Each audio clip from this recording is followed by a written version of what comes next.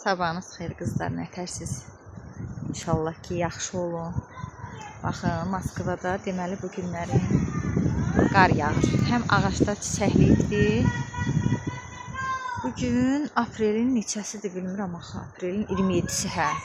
Aprelin 27-sidir. Bir dənə soyuq var, bir dənə soyuq var. Gəl görəsən. Sakit ol Yuska. Yerə bax. Qəşəng də yağır ha, bilmirəm nətər düşür. Yayda qar yağır. Meşə? İşte meşənin bu haline bakın. Gəl. Meşənin ağaçları da güçlü de dayanırlar.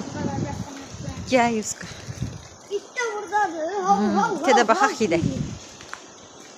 Yeter bilmiyim ben. İkimiz də çəkək. Bəlkə deyə laf nə qəşəng yağır. Dondum. Ben donmadım.